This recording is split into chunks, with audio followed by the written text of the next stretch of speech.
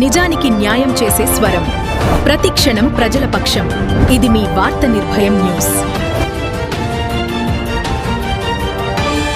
వార్త నిర్భయం TV channel కి స్వాగతం.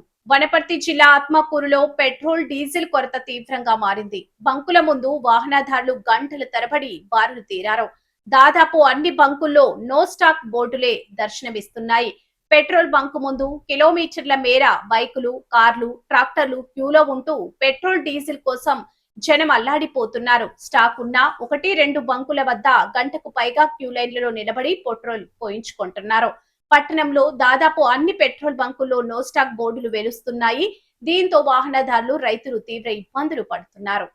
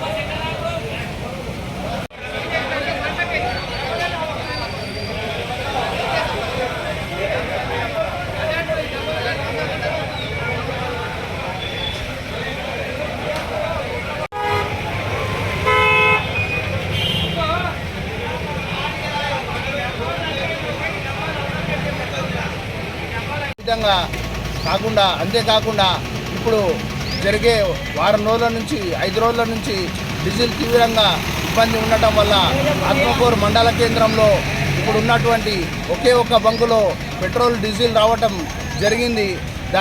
దాని కారణంగానే ఇక్కడ ఈ డీజిల్ బంకులో అత్యధిక వాహనాలు కానీ, ఈ వరికోత మిషన్లు కానీ, ఈ ట్రాక్టర్లు కానీ అనేక రకాలుగా రైతులు, వినియోగదారులు చాలా ఇబ్బంది పడుతున్నారు.